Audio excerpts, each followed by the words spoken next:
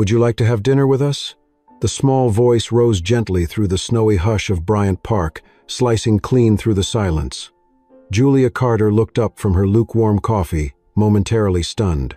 Standing before her was a little black girl, no more than 6 years old, her hair tied in neat twists under a red knit hat, her coat slightly frayed at the seams but buttoned up tight. She gazed at Julia with a calm, unwavering curiosity, her eyes shining not with pity, but with simple sincerity. Julia, 30, CEO of a tech company that made headlines in Forbes, the kind of woman who negotiated acquisitions before breakfast sat alone on a bench in the cold, dressed in a tailored wool coat and boots that could buy someone's rent. Her inbox overflowed with invitations to glitzy holiday galas and VIP dinners. She'd turned them all down. Her mother had passed last Christmas. Her father had been gone long before that, in every way that mattered. And Christmas, with its forced joy and empty rituals, had become something she avoided, not celebrated. But now, here was this little girl, uninvited, unafraid, offering her something far more real than champagne toasts or carefully catered buffets. Julia tried a polite smile. "That's sweet of you, but I'm okay, thank you." The girl stepped closer, tugged gently on Julia's sleeve. "My dad made chicken soup. We have extra. It's not Christmas with only 2 people." Her voice wasn't pleading, just honest. Julia hesitated. She wasn't sure what compelled her to stand up. Maybe it was the snow falling in slow spirals. Maybe the way this child had seen through her without trying. Maybe it was the simple warmth in that offerone she hadn't heard in a long, long time. "I'm Julia," she said quietly. The girl grinned. "I'm Mia."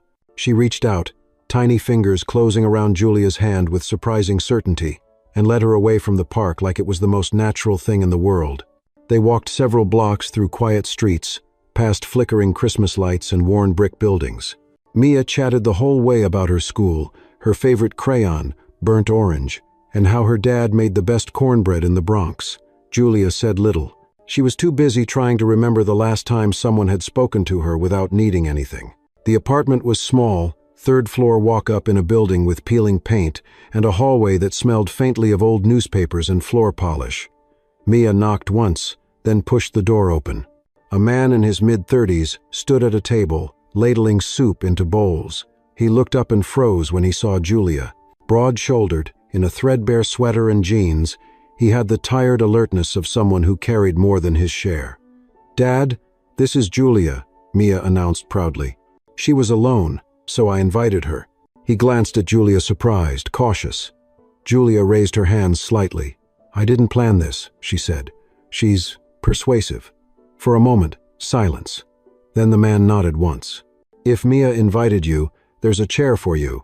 He said it with the same steady tone he might use to state the weather. The apartment smelled of garlic and thyme. The table was set with mismatched dishes. There were only 3 chairs. Mia climbed into hers, legs swinging beneath, and pointed at the one across from her. Julia sat. Her expensive coat felt too heavy here, like armor in a place that needed none. They ate chicken soup with cornbread. The broth was hot and savory, the bread slightly dry but sweet.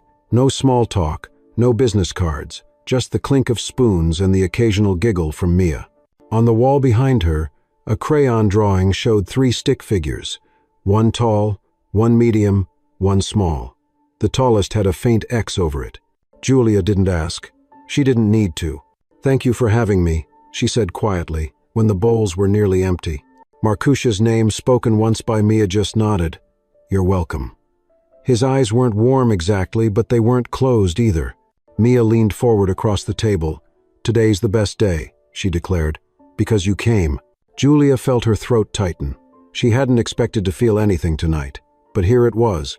And in a tiny kitchen lit by one flickering candle and a child's unwavering kindness, something in Julia's carefully composed world shifted. Just a little, just enough. The sound of the apartment door closing behind her was oddly grounding, like a soft exhale that signaled the end of pretense. Julia stood awkwardly near the entryway, unsure what to do with her coat, her bag, her entire presence. The apartment was small, 2 rooms, maybe 3, but it was warm in a way that had nothing to do with the radiator humming near the window. It was lived in, humble, and alive. She could feel it in the drawings taped crookedly to the refrigerator, in the coat rack built from reused plumbing pipes, in the faint scent of cinnamon that clung to the air even as the soup cooled. Mia chattered as she climbed down from her chair and rummaged through a nearby box of crayons. "That's my picture wall," she said, pointing to a section of the hallway covered in colorful scribbles and stickers. "I draw things I don't want to forget. That one's my tooth that fell out. And that's when Daddy burned the pancakes. It smelled funny for 2 days."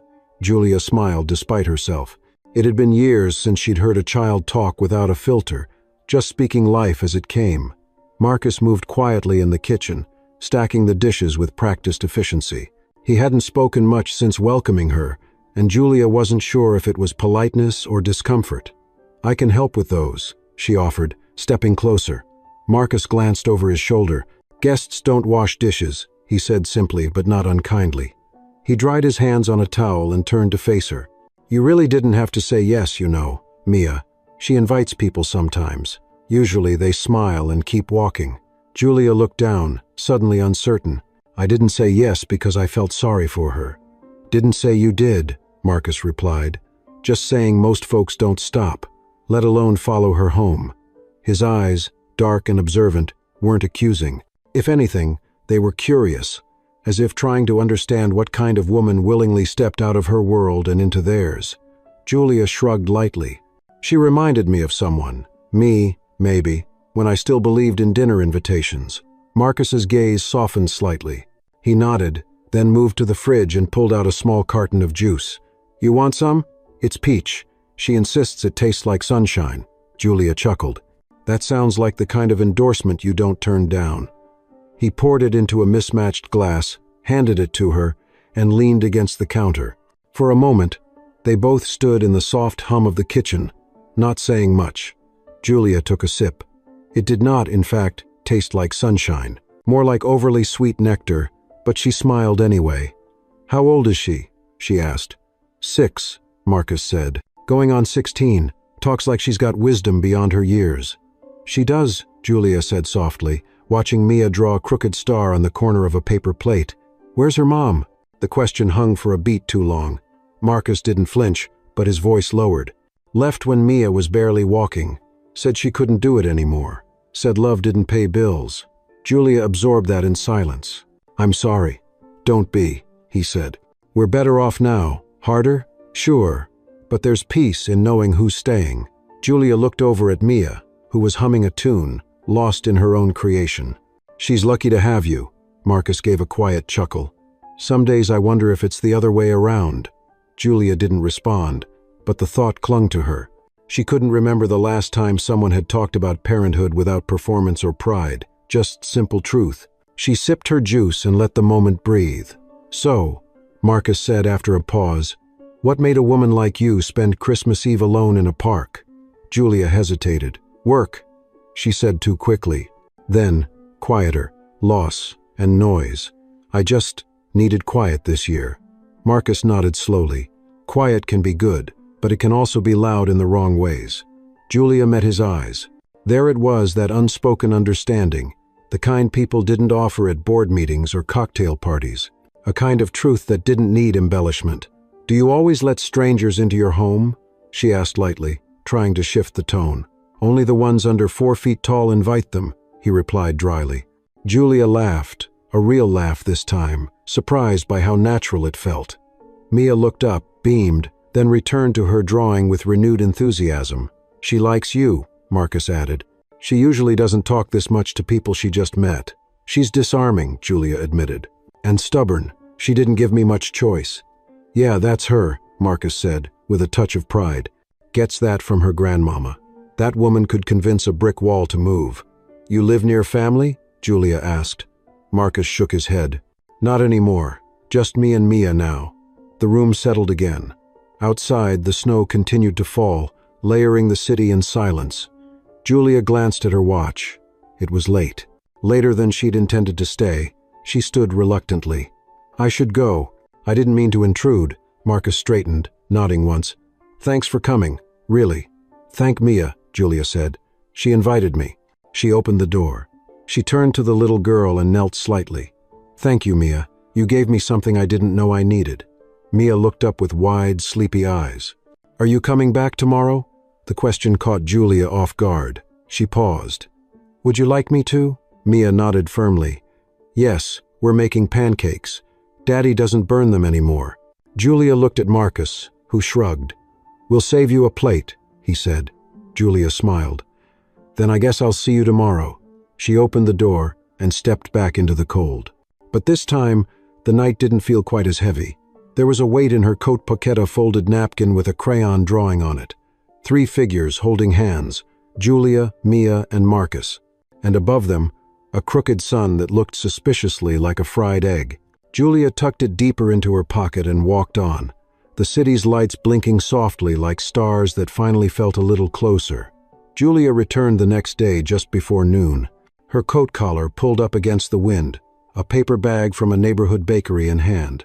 She hadn't planned to bring anything, but something about the way Mia had asked so matter-of-fact, so certain she would come had compelled her. The building was the same, faded brick, graffiti near the entrance, the hallway echoing faintly with a neighbor's television. But to Julia, it felt less foreign today. She climbed the stairs 2 at a time, a rare lightness in her step, and knocked gently. The door opened within seconds. Mia stood there, face bright, wearing a pink apron over her pajama pants, and holding a wooden spoon like a baton. "You came!" she exclaimed, then turned toward the apartment. "Daddy, she came, and she brought something." Julia laughed. "Just some cinnamon rolls," she said, handing the bag to Marcus, who appeared behind Mia, looking pleasantly surprised. "Fresh from that place near 116th. The line was ridiculous. Marcus raised an eyebrow. "You stood in line for us?" "I stood in line because your daughter told me to show up for pancakes, and I was raised to never arrive empty-handed," she said with a smirk. "Good parenting," Marcus replied, setting the bag on the counter. The kitchen smelled of vanilla and maple syrup, the kind of warmth that clings to your clothes and memory long after it fades from the air. Mia was already setting the table 3 plates, 3 cups, and a little vase with 1 plastic flower. Julia slipped off her coat, rolled up her sleeves, and offered to help. "You flip, I plate?" she suggested. Marcus nodded, handing her a spatula. "Don't judge my technique." "Only if you don't judge my plating," she replied. They worked in rhythmagie, unspoken. It reminded Julia of holidays long ago, before success meant distance, before time had become something to hoard. The pancakes weren't perfect, but they were real, uneven edges, some too brown, others too soft in the middle. Mia didn't mind. She clapped after every batch, her joy so infectious that Julia couldn't stop smiling. They sat to eat, syrup pooling in lazy rivers across their plates. "Daddy made a new rule," Mia said between bites. "Whoever eats the most gets to pick the movie tonight." Julia raised an eyebrow. "High stakes. What are the options? The Snowman Adventure or Space Penguins 3? "I might have to pace myself," Julia said with mock seriousness. Marcus chuckled. "You'll want to lose. Trust me, Space Penguins has a running time of forever." They talked between bites about favorite breakfasts, about the time Mia accidentally used salt instead of sugar in a cookie recipe, and about the neighbor downstairs who played jazz at all hours but always offered Mia a peppermint when he saw her.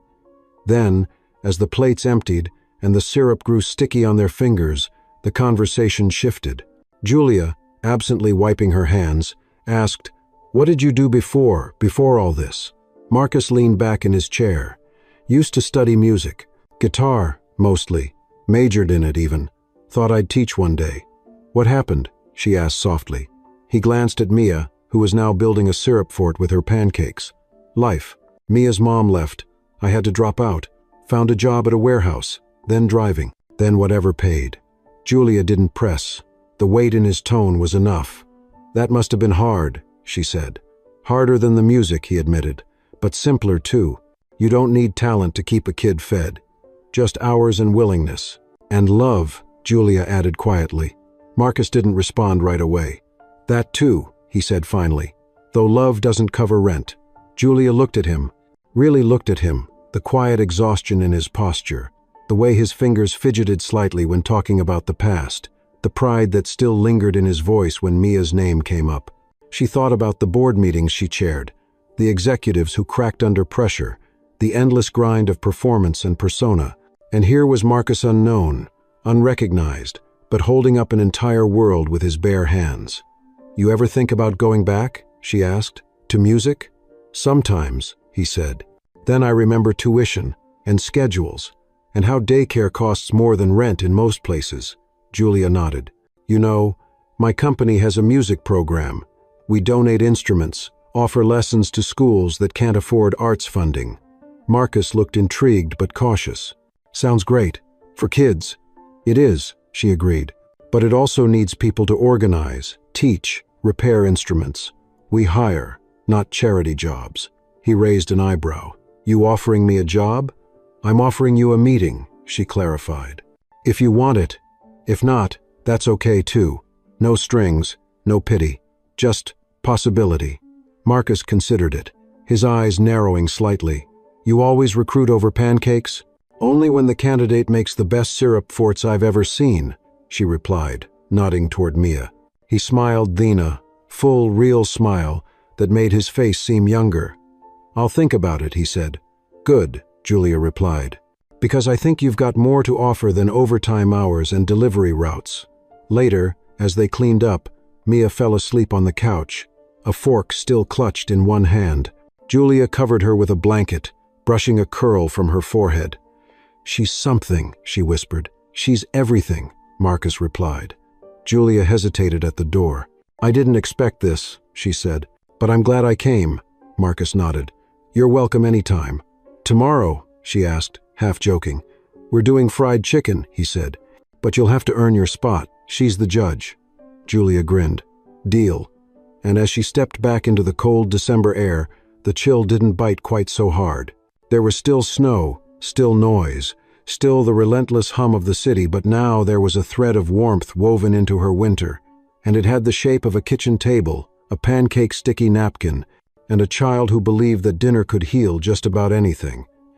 Julia returned again on the third day, just as the streetlights blinked awake and dusk began to drape its violet haze over the Bronx.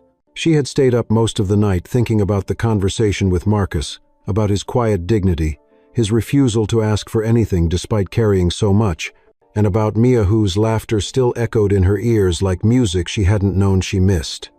In her hand was a small cardboard box, worn at the edges, with the words, "For Mia," written in block letters. Inside was a collection of her own childhood keepsakes, a tiny stuffed bear missing one ear, a plastic harmonica, and, wrapped carefully in tissue paper, a music box shaped like a moon. It had sat on her mother's nightstand for years, playing a lullaby Julia couldn't name but never forgot. She knocked twice. Marcus opened the door, brow lifting in surprise but softening quickly. "Evening," he said, stepping aside. "You're becoming a regular." "Only until you tell me to stop," Julia replied with a half smile, slipping inside. The apartment smelled different today, rosemary, pepper, something slow cooked. "Chicken?" she guessed. "Close," Marcus said. "Turkey thighs. Grocery had a discount." Mia darted into the room, her socks sliding across the linoleum. "You're late," she announced. "We already made place cards." Julia held up the box. "I brought something to make up for it." Mia's eyes widened as she took the box, then gasped at the contents. She pulled out the harmonica and blew a loud, off-key note. "This is awesome." Marcus raised an eyebrow. "You giving away family heirlooms now?" "Sort of," Julia said. "They were mine. Figured they deserved better than sitting in storage." He nodded, understanding without asking more. During dinner, the conversation flowed easier than before. They talked about holiday memories, Mia's first time trying to make snow angels in slush, Marcus's failed attempt at assembling a Barbie dream house without instructions, and Julia's memory of her mother trying to roast a goose and nearly setting off the fire alarm in their apartment. "We ended up eating cereal with champagne," she recalled, smiling. "Mom called it caviar for the commoner." "Sounds like my kind of woman," Marcus said, smiling as he cleared plates. Mia had eaten quickly and was now curled up on the couch, humming to herself while turning the music box crank. The lullaby drifted softly through the apartment, threading itself into the quiet like a memory resurfacing. Julia stayed after the dishes were done. She sat with Marcus on the far end of the couch, careful not to disturb Mia. The room was dim, lit only by a lamp with a frayed shade and the glow of Christmas lights taped around the window. "You said something the other night," Marcus began, "about your mom. How long's she been gone?" "A year last week," Julia answered. "She was, the steady one, quiet but constant. Losing her felt like my foundation cracked." Marcus nodded slowly. "Mine passed 4 years ago. I was holding Mia when I got the call. Took her to the funeral with pigtails and a pacifier.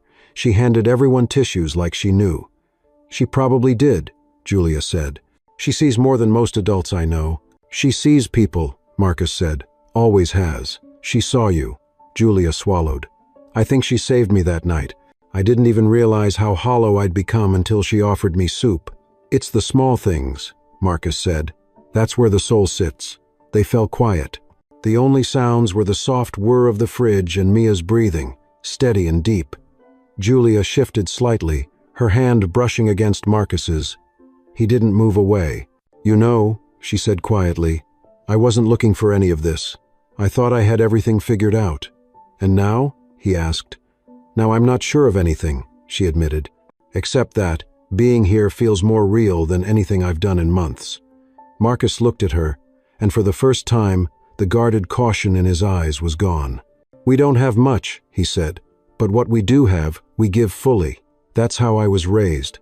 "I can see that," Julia said, "and I respect it." A few moments later, she rose, reluctant but aware it was time to go. She tucked the music box under Mia's hand, kissed her forehead gently, and stepped into the hallway with Marcus. "I should head out," she said. "Early meeting tomorrow, but you'll come back," he finished for her. Julia smiled. "Yes, if that's still okay." "It's more than okay," he said. "You're part of the table now." "Good," she replied, eyes brightening, "because I brought a Christmas puzzle we never finished at my place. Figured maybe Mia would like to help." "She'll love it," Marcus said. Julia paused before heading down the stairs. "You know, this isn't pity or guilt. I don't even know what to call it yet. But it's honest."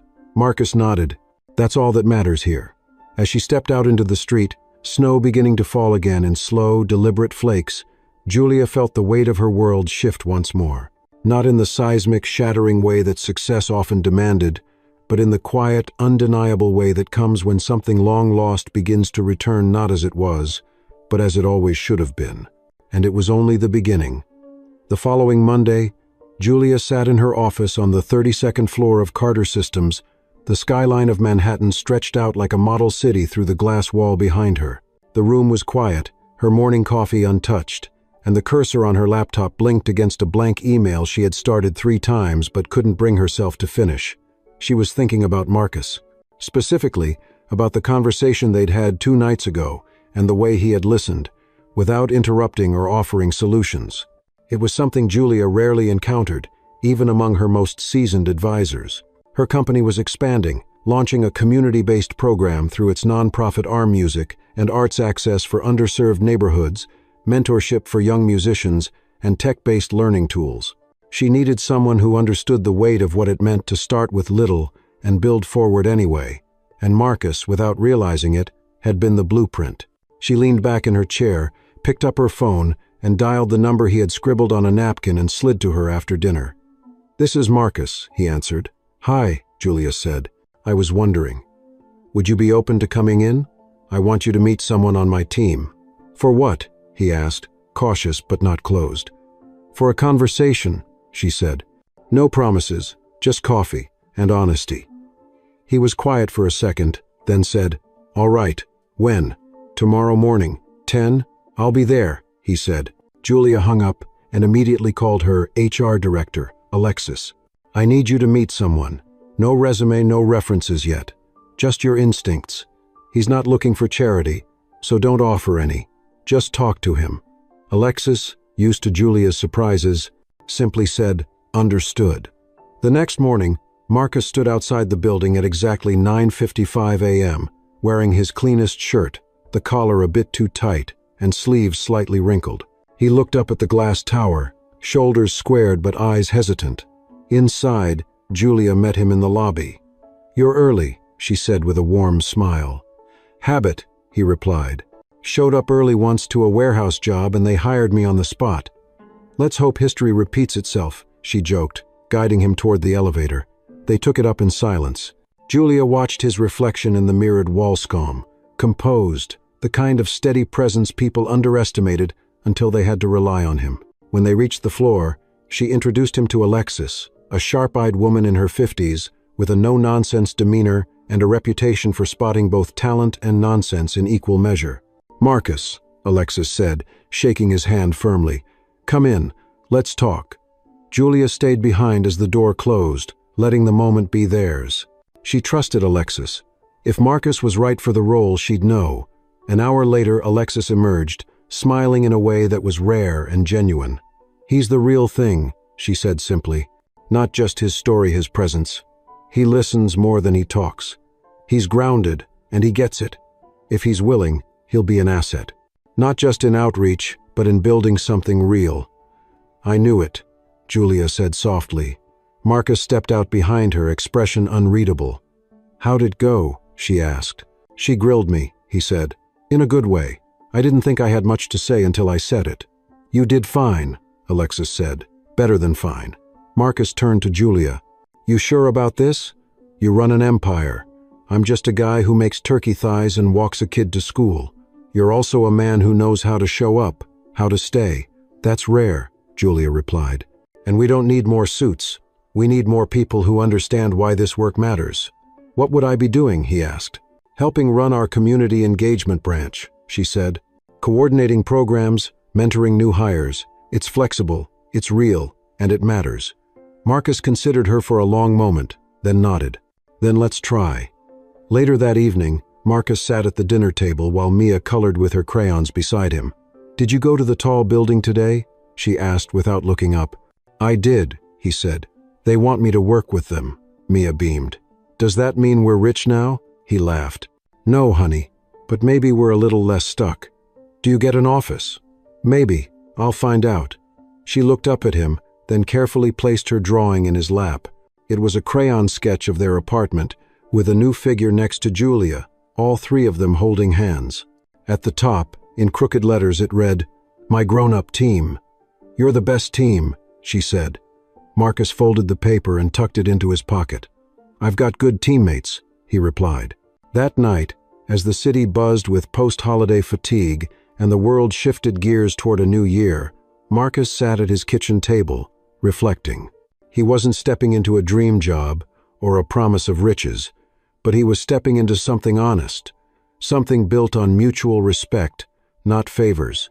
And as he glanced over at Mia, now fast asleep under the blanket Julia had brought 2 nights ago, he realized something else. Sometimes life doesn't need reinvention. It just needs someone to say, "I see you, and you matter."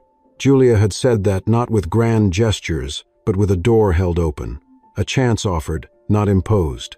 It was a start, and this time, he was ready to walk through. Marcus's first week at Carter Systems felt like stepping into another world. The halls were wide, the ceilings too high, the lighting always a little too bright. Everything smelled faintly of citrus and ambition. Employees moved quickly, eyes focused, badges swinging from necks like medals. Julia had made the introductions herself, standing beside Marcus in the break room with a cup of coffee in hand and confidence in her voice. "This is Marcus Reed," she said.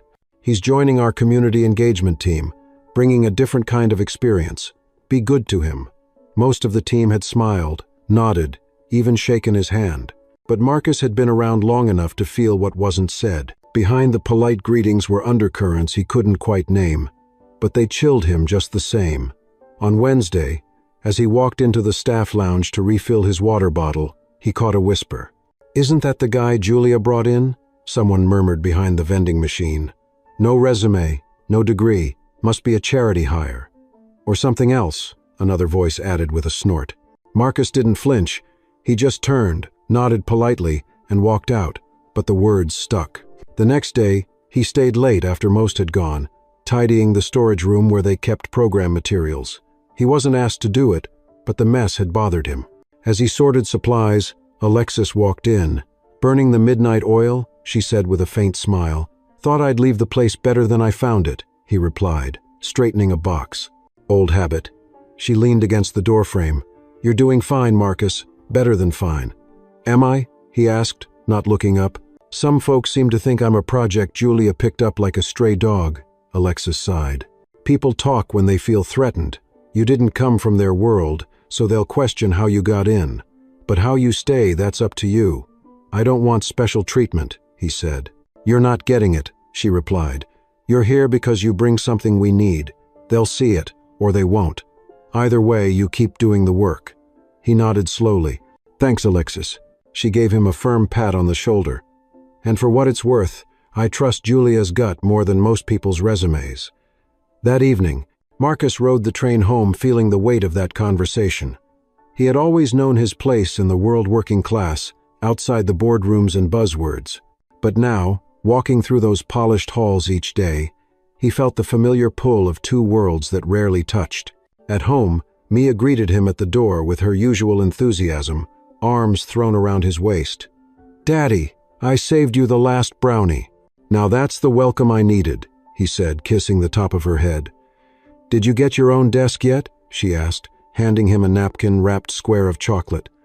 "Not yet," he said, "but I've got a chair that doesn't squeak, so I'm winning."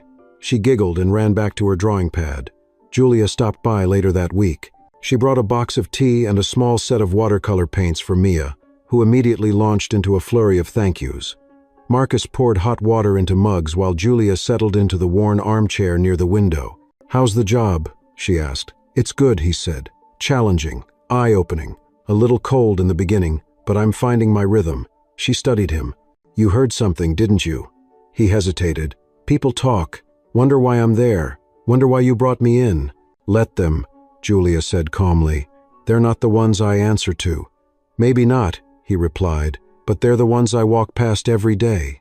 Julia leaned forward. "Marcus, you're not there because I pity you. You're not a favor.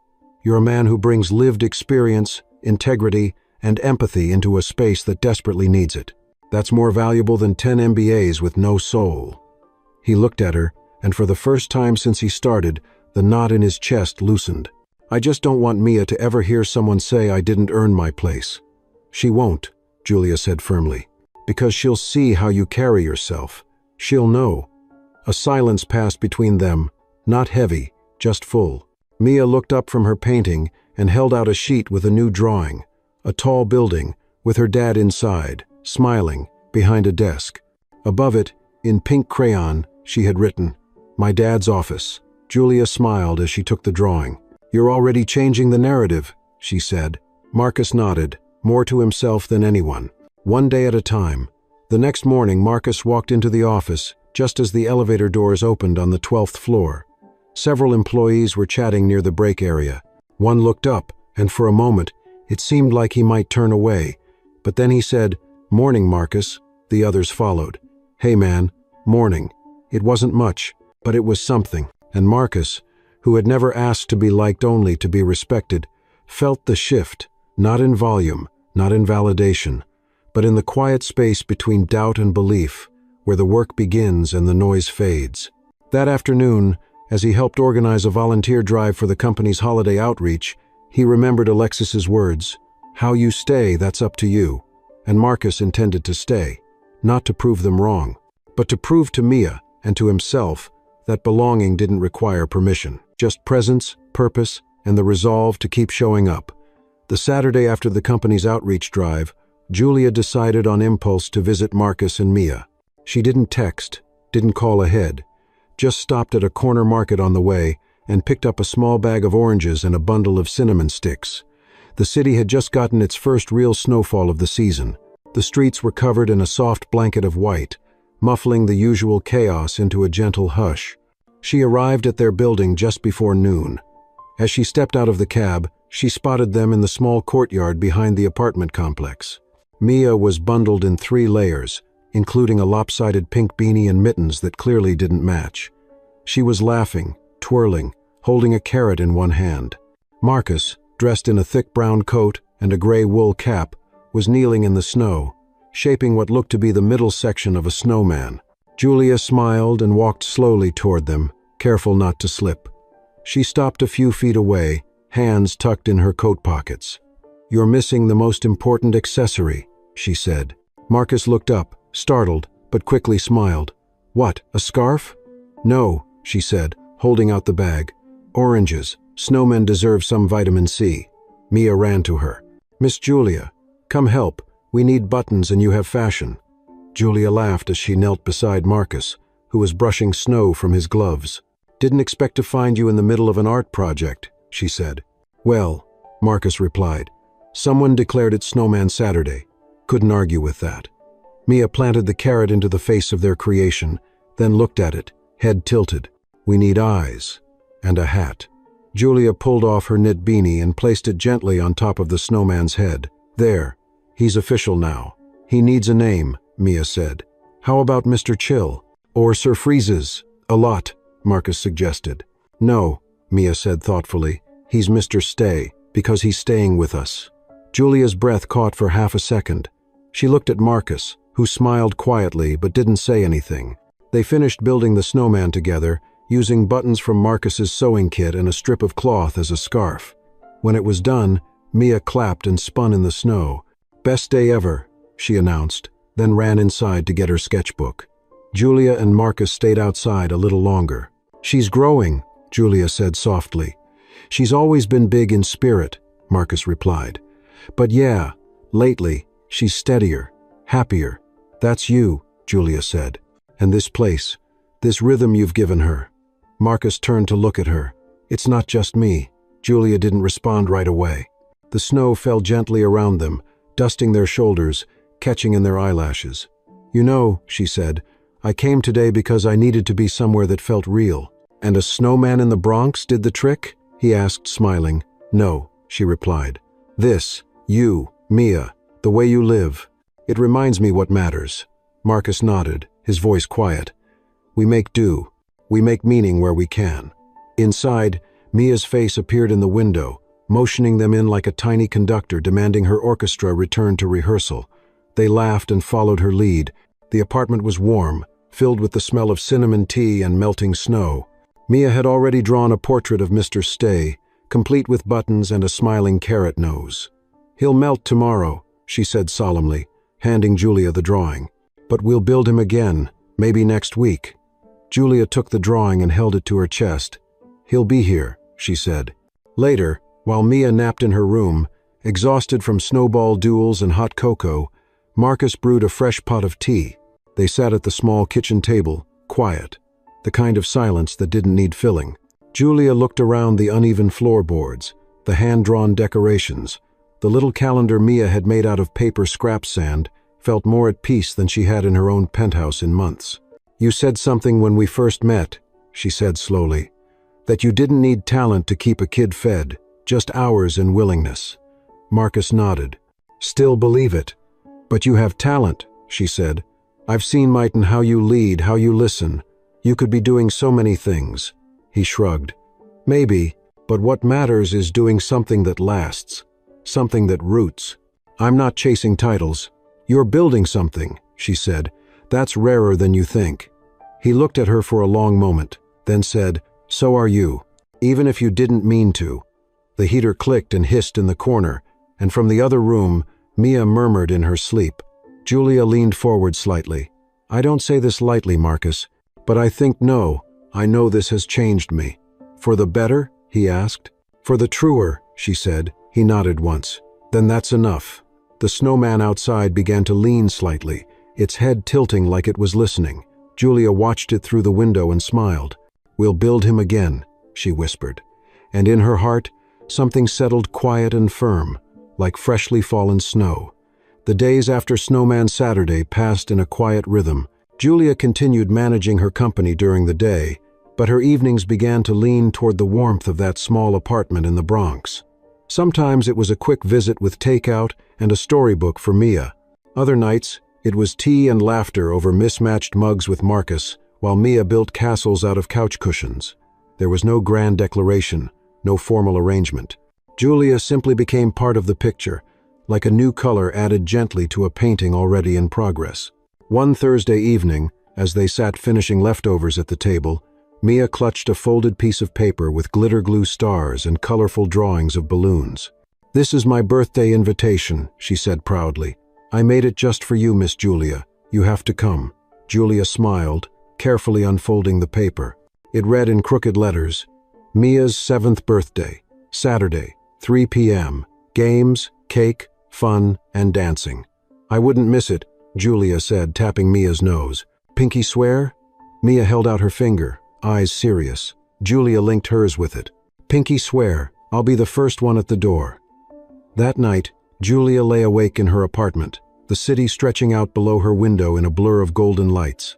She held the birthday invitation in one hand, a strange tightness in her chest. For years, her life had been a controlled structure of meetings, strategy, and ambition. She didn't make pinky promises, and she certainly didn't feel rattled by a 7-year-old's birthday. But this mattered. It mattered in a way she couldn't name, but couldn't deny. The next morning, her assistant entered her office, clipboard in hand, frowning. We have a situation, she said. Singapore just moved their meeting to Saturday. They want you in person. Julia's stomach dropped. Saturday? The 14th? Yes, they said the merger won't proceed unless it's face-to-face. Your presence is non-negotiable. Julia stared at the floor. But that's Mia's birthday. Her assistant looked puzzled. I'm sorry, who's Mia? Julia didn't answer right away. She could see Mia's face in her mind, how she had smiled when Julia promised. How seriously she had held that pinky out like it was sacred. She sighed. Book the flight, but get me back as soon as humanly possible. I don't care if I have to ride a cargo jet. The day of the meeting arrived with the icy punctuality of winter. Julia landed in Singapore just past dawn, stepped into a black sedan, and was escorted to the boardroom of a towering glass building that felt like a mirror version of her own in New York. The meeting was intense hours of negotiation, contract clauses, translation delays. But they got the deal. Papers were signed, hands shaken, and yet Julia felt no rush of triumph, no satisfaction. At noon, she stood in the washroom of the hotel, washing her hands under cold water. Her reflection stared back at her, tired eyes, tight jaw. In her bag was a small gift bracelet with a charm engraved with Mia's initials. She had planned to give it after cake, but now, her phone buzzed. A picture came through. Mia, in a glittery pink dress, surrounded by kids and balloons, holding a slice of cake. Below it, Marcus's message. She keeps checking the door. Julia pressed the phone to her chest. The mirror blurred. Then she made the call. Cancel everything else, she told her assistant, and rebook my flight. I need to get home. Ma'am, the flights. I don't care. Charter if you have to. Just get me home. 12 hours later, the apartment was quiet. The party had ended. The balloons sagged slightly. Frosting still clung to plates. Mia had dozed off on the couch, wearing a paper crown. Marcus sat nearby, sorting through torn wrapping paper and thank you notes. A knock at the door startled him. He opened it slowly. Julia stood there, wind in her hair, cheeks flushed, coat dusted with snow. You came, Marcus said, surprised. I missed the party, she said softly, stepping inside. But I didn't want to miss her. She knelt beside the couch, brushing a strand of hair from Mia's cheek. The little girl stirred, eyes fluttering open. Miss Julia? Hey, birthday girl, she whispered. Sorry I'm late. You promised, Mia said, voice groggy but hurt laced underneath. I know, Julia replied. And I'm sorry, but I'm here now. I came back as fast as I could. Mia blinked, then reached out, wrapping her arms around Julia's neck. You still came, she whispered. Julia held her tight, tears burning behind her eyes. I'll always come back, she said. That's my new promise. Marcus watched them from the doorway, his face unreadable, but his eyes soft. Later, when Mia was back asleep, Julia handed Marcus the small box. It was supposed to be part of her gift, she said. He opened it, brows lifting slightly at the bracelet. You didn't have to. I know, she said, but I wanted to. He paused, then said, You didn't have to come back either. Julia looked at him, voice low. Yes, I did. Because when someone teaches you what home feels like, you show up. Marcus studied her for a moment, then nodded. Welcome home then. She smiled. Let's just call it a second slice of cake. Outside, the snow began to fall again, catching in the streetlights like confetti from a celebration still lingering in the air. Inside, the warmth of a promise kept filled the room, soft and steady, like the heartbeat of something just beginning to grow. The following weeks slipped by in that quiet, golden stretch between late winter and early spring, when the air still carried a bite, but the sun lingered longer each afternoon, casting hopeful glows across pavement and windowsills. Julia found herself visiting the Bronx more often not out of obligation, not because of promises, but because the rhythm of that small apartment, with its chipped countertops and crayon murals, had become something she craved. Marcus had started his second month with Carter Systems, now fully embedded in the company's community initiatives. His ideas were clear, practical, and grounded in lived experience, and they resonated more than the polished pitches from consultants who'd never spent a day in neighborhoods like the one he called home. Julia watched quietly from her corner of the boardroom during a presentation he gave to senior staff. He wasn't flashy. He didn't need to be. He spoke simply, clearly, offering solutions that accounted for dignity and not just data. "We don't just invest in places," he said. "We show up, again and again. That's how trust is built." At the end, there was a silence heavier than applause, followed by nods from even the most skeptical executives. Julia caught Alexis's eye. The older woman smiled slightly, then whispered, "He's got it." That night, Julia stopped by the apartment with takeout from Marcus's favorite Jamaican spot. Mia was already waiting at the door, bouncing in socked feet. "Miss Julia, guess what? I wrote a song. You have to hear it." Julia laughed, letting herself be dragged toward the living room where Mia had constructed a stage made of pillows and a flashlight. The song was 3 lines long and entirely about pancakes, but Julia clapped like she was at Carnegie Hall. Afterward, Marcus poured them both tea while Mia colored quietly nearby. "She's sleeping better," he said softly. "I think having some kind of rhythm, some kind of team, has changed things for her." Julia glanced at him over the rim of her cup. "For all of us, I think." They sat in comfortable silence, the kind that speaks louder than conversation. Julia found her eyes drifting to the small things around the room, Mia's drawing of her grown-up team still taped to the fridge, a coat hook Marcus had repaired, the way her mug now had a permanent spot on the shelf. She hadn't planned this, hadn't expected to belong in this space, and yet she did. A week later, Julia found herself in a cab heading back from a corporate dinner, her heels kicked off, her coat draped across her lap. The driver took a wrong turn, and she found herself passing through a quiet stretch of Brooklyn that reminded her of childhood, a laundromat, glowing pale blue in the night, the smell of fried food in the air, a woman pushing a stroller with one hand and holding a grocery bag in the other. Julia stared out the window, heart aching in a way she couldn't name. That night, she couldn't sleep. She wandered her apartment, touching old photos, running her hand across cold countertops. Everything was beautiful. Everything was hers, and none of it felt like home. She grabbed her phone and texted Marcus. "Still awake?" A minute later, it buzzed.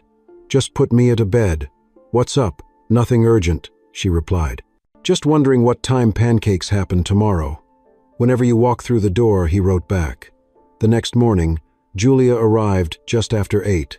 Mia was still in pajamas, hair a tangle, giggling at cartoons. Marcus opened the door with a tired but genuine smile. "Rough night?" he asked. Julia nodded. "I couldn't sleep. I just needed to be somewhere with noise that meant something." He stepped aside, letting her in. "You're always welcome." They made pancakes together, laughing over burnt edges and syrup spills. At one point, Julia noticed a small note taped beside the fridge. "Miss Julia's mug lives here." A simple line, written in Mia's handwriting, with a tiny heart beside it. Julia blinked hard. "You okay?" Marcus asked, noticing. She nodded. "Yeah, just that got me." He looked at the note, then back at her. "You got us too," he said quietly. That afternoon they walked to the park. Mia ran ahead, chasing a paper kite with her name on it. Julia and Marcus strolled behind her, shoulders brushing occasionally. "I've been thinking," Julia said. Whatever this is between yous, becomes something real." "Yeah," Marcus said, watching Mia. "It has. I don't want to rush it or name it too soon, but I want it to grow." He looked at her steady. "Me too." They stood there for a long moment, neither speaking. The breeze picked up, rustling the branches, sending Mia's laughter back toward them like music. Julia slipped her hand into his. It wasn't an announcement. It wasn't a decision made for the world. It was just a quiet choosing. That night, after they returned home and Mia had fallen asleep, Julia stayed. She curled up on the couch under an old blanket, her head on Marcus's shoulder, the sound of the city humming softly outside the window. For the first time in years, she didn't reach for her phone. She didn't check her calendar. She just breathed and let the moment hold her. Marcus kissed the top of her head, his voice barely above a whisper. "Welcome home." And Julia, eyes closed, whispered back, "I am." 3 days had passed since Julia first spent the night on Marcus's couch, and something had shifted, not in dramatic declarations or sweeping gestures, but in the soft, unspoken way that rhythms change when lives begin to intertwine. Each morning now held new routine. Marcus brewed the coffee, Julia made toast. Mia insisted on playing the same Motown playlist as they got ready.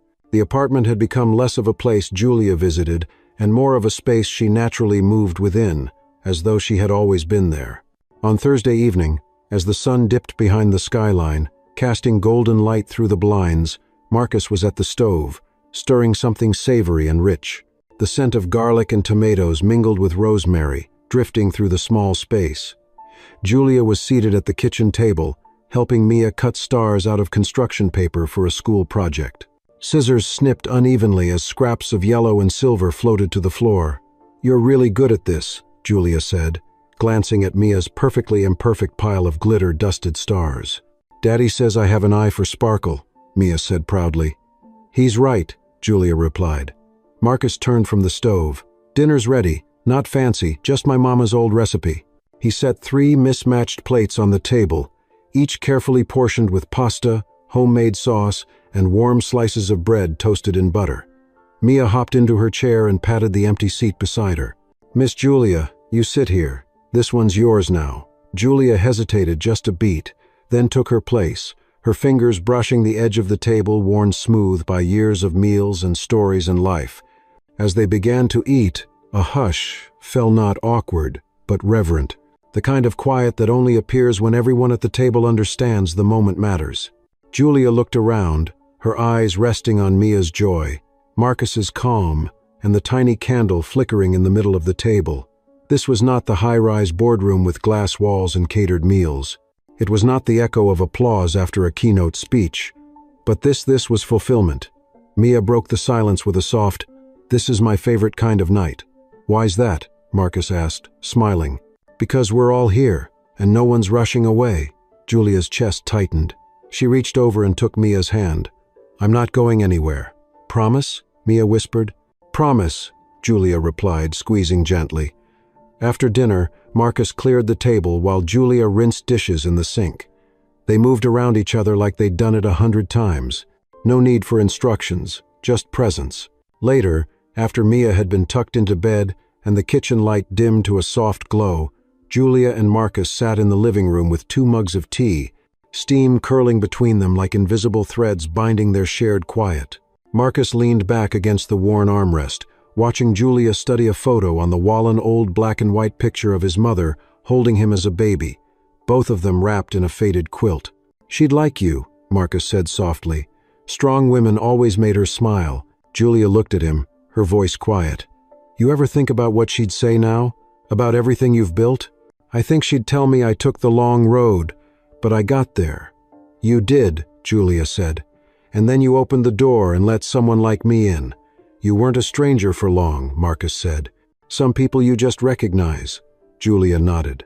"That's how I felt the night Mia invited me. Like I was being reminded of something I'd forgotten." "What's that?"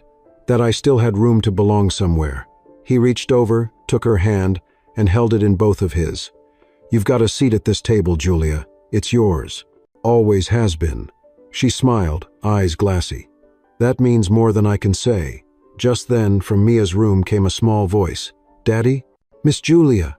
They both rose and walked to her door. Mia sat up in bed, her hair a halo of curls, eyes barely open. "Can I sleep with the stars under my pillow?" she mumbled. Julia walked over and tucked the paper stars gently under the edge of Mia's pillow. "Of course. They'll keep your dreams bright." Mia smiled sleepily, then added, "Don't forget to leave a spot for Miss Julia at breakfast." "Always," Marcus said. As they turned out the light and backed into the hallway, Julia looked at him. "Breakfast, lunch, dinner," she said. "I think I'm staying for them all." He wrapped an arm around her shoulders, pulling her close. "You already are." Outside the apartment, the city moved on horns, trains, deadlines. But within those four walls, time had slowed into something tender and unshakable. Julia hadn't expected to find her place in a kitchen with mismatched chairs and a wobbly table. But now, it was the only seat that mattered. The only one where her presence meant more than her resume, where her silence was welcomed, and where love had formed not through words, but through showing up, over and over again. She looked at Marcus, then toward the kitchen where tomorrow's breakfast mug sat drying, and she knew, home wasn't just a place. It was a chair waiting for you, with your name already written on it. It was a Sunday morning in early April when Julia first mentioned the garden. She had been helping Mia arrange her crayons by color and activity. The girl took more seriously than most corporate budgets when she looked up and said, "There's a lot we could do with that patch of dirt behind the building." Marcus glanced out the kitchen window. "The one with the broken tricycle and 3 trash cans?" "Yes," Julia replied, standing and wiping her hands. "I called the landlord yesterday. He said if someone wants to clean it up, plant something, we're welcome to it." Marcus raised an eyebrow. "You want to start a garden in the Bronx?" "Why not?" she said, her voice light but clear. "Something real, something that grows." Over the next week, the project took shape. They spent afternoons clearing debris, pulling weeds, breaking up dry earth. Julia brought tools from her parents' old storage unit, trusty but solidand. Marcus borrowed a wheelbarrow from the church around the corner. Neighbors watched from windows at first, curious, amused. But by the third day, a man from the second floor offered to help dig. A woman from 3B brought lemonade. Mia started referring to it as our backyard, and drew signs that read, "Please don't step on the dreams." Julia printed them out on bright cardstock and laminated them. The first seeds went in on a cloudy Saturday morning: cherry tomatoes, green beans, basil, and a row of sunflowers along the back wall. Mia was in charge of watering. "But not too much," Marcus reminded her as she sprayed the soil like it was on fire. "We don't want a flood." Julia sat cross-legged in the dirt, her fingers stained with soil, her phone buzzing in her bag, ignored. She looked at Marcus, who had a smear of mud across his cheek, and smiled. "You ever think we'd be doing this?" He leaned on the shovel, grinning. "Not in 1,000 years. But I've never been happier to be wrong." That night, after dinner, they sat on the fire escape with 2 cups of tea, watching the city lights flicker to life. The garden was quiet below them, its dark earth holding promise. "I got an offer today," Julia said suddenly. Marcus turned to her. "From who?" "A fund in California. Big money, bigger role. They want me to lead a new initiative. And it used to be everything I thought I wanted." She paused. "But now I'd be leaving something that actually means something. This, us, Mia, the garden, the table." Marcus didn't respond at first.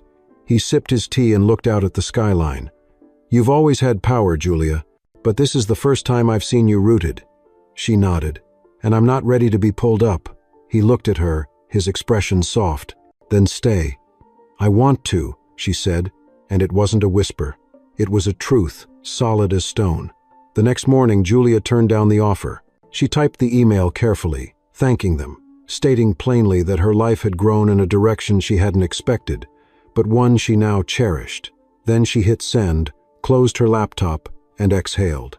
Marcus and Mia came over that evening with groceries. They cooked pasta and danced to Nina Simone, and Julia didn't check her phone once. After dinner, Marcus found her by the window, staring down at the garden. "You okay?" he asked. "Yeah," she said. "I just realized this might be the first time in my life I'm choosing something for the right reasons." "And how does it feel?" "Like I've been walking uphill for years and finally found a flat path." "Well," he said, wrapping his arm around her, "we've still got plenty to build." "I'm counting on it," she said. That weekend, the sunflowers sprouted tiny green shoots poking out of the dirt, fragile and stubborn. Mia clapped and named each one. "This one's Miss Julia Jr.," she declared, "and this one is Mr. Marcus Sprout." Julia laughed and added tiny labels beside each stalk. The garden became a gathering place. Neighbors brought chairs. A retired teacher read stories to the kids. Someone donated a picnic table. And through it all, Julia found herself settling deeper, not into a role, not into a position, but into a life she hadn't known she was missing. One night, as they were getting ready for bed, Julia found a note under her pillow in crayon. It read, "Thank you for not leaving." There was no name on it, but she knew who it was from. She folded it and placed it in her wallet, right behind her ID. Because now, when people asked who she was, she wanted to remember that first. Not CEO, not founder, not executive, but someone who stayed, who chose quiet over glory, soil over skyline, and love over legacy. And that choice, however unexpected, was the one that finally made her whole. The summer came gently, not with the roar of heat, but in waves of light that poured into the corners of the apartment, softening everything it touched. The garden behind the building had transformed into a living mosaic. The sunflowers now towered overhead, golden and proud. The tomato vines curled up stakes with quiet determination. Mia had taken to calling it "our jungle" and insisted on giving Marcus and Julia pretend maps to navigate it each time they visited. The neighborhood had changed too. What began as a patch of cleared dirt had bloomed into a shared ritual. Older neighbors brought folding chairs and chessboards. Children chased each other between rows of beans, and someone even painted a mural on the side wall, 3 figures holding hands beneath a tree that bloomed with painted stars. Julia stood before it one evening, just after the community cookout had wrapped up. Her hair was pulled back, her shoes kicked off, and her toes dug into the warm dirt. Marcus walked up beside her, 2 paper plates in hand, and with peach cobbler, the other with sweet corn. "Artist said that middle figures you," he said, offering her the cobbler. "How do you feel about being immortalized in street art?"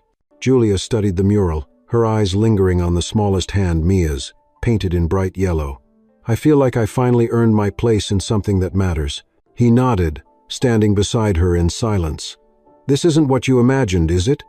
"No," she said. "It's better." That night, back in the apartment, Mia fell asleep between them on the couch, a half-finished drawing in her hand, titled "My Family." In it, the 3 of them stood outside the garden, each holding a watering can. Julia stared at it for a long moment. "I think we need to talk," she said to Marcus. He looked at her, sensing the shift in her tone, and turned down the television. "All right, not about now," she said softly. "About tomorrow, and all the tomorrows after that." Marcus listened. "I know I came into your life from the side door," she began. "Unexpected, messy. But every day, I find myself wanting to be more here, not just as someone who visits, but as someone who stays, for good." He didn't interrupt. He never did. She took a breath. "So I want to ask you something, not as a CEO, not as the woman who brought you into the company, but as someone who found home at your table." Marcus reached for her hand, warm and steady. "Ask me. Can we build a life together? Not just weekends and pancakes, but everything. The school forms, the sick days, the arguments and the laughter, the hard stuff and the soft stuff, all of it." Marcus didn't answer with words. Instead, he reached for the velvet box hidden behind the couch cushion. He'd bought it 3 weeks ago, unsure when the right moment would come. But now, with Mia's tiny snores between them and a summer breeze curling through the open window, it was clear. He opened the box slowly. Inside was a simple silver band, modest but elegant, engraved on the inside with 3 words, "Come as you are." Julia stared at it, then at him. "Marcus, I don't need big speeches," he said quietly. "You showed up, you stayed, you held my daughter like your own. And when you had every reason to leave, you kept coming back. So if you're asking whether I want to build this life with you, yes, every damn day." She laughed, a choked, teary laugh, then kissed him hard and full, while Mia, still asleep, rolled onto Julia's lap, clutching the drawing like a talisman. The next morning, Julia made breakfast. Pancakes, naturally. But this time, she added blueberries and a little nutmeg, her mother's secret. Mia walked in groggy-eyed, sniffing the air like a bloodhound. "What's the occasion?" she asked. Julia looked at Marcus, then knelt in front of Mia. "Sweetheart, how would you feel about having me around all the time?" Mia blinked. "You mean like moving in forever?" "Something like that," Marcus said, joining her. "But only if you're okay with it." Mia's face split into a grin. Only if we get a dog." They laughed, and it was agreed their little family would grow, in dogs and dreams and dinners shared at the same table. Months passed, then a year. Julia still ran Carter Systems, but now from a different place, not just physically. Though she downsized her midtown office, but emotionally. She no longer chased legacy, she nurtured it. At home, she helped with homework, tended to the garden, burned cookies, and sang off-key during movie nights. Marcus continued to lead the community programs with the same quiet passion. He still walked Mia to school most mornings, his tie slightly crooked, her backpack bouncing with stickers. And on Sundays, they always had breakfast together, 3 chairs, 3 mugs, and 1 candle flickering in the middle of the table, even if the sun was shining. One night, years later, Mia, older, taller, more curious, asked Julia, "Why did you say yes? Why us?" Julia thought for a long moment, then answered, "Because you asked me to dinner when I needed it most, and your dad. He never once made me feel like I had to earn my place. He just made room." Mia nodded thoughtfully. "So, love is like setting a table?" "Exactly," Julia said, smiling, "and choosing to stay at it." Outside, the garden slept beneath a blanket of stars, and inside, laughter filled the room, familiar, warm, and belonging. The kind that doesn't need to be named to be known. It just is, always.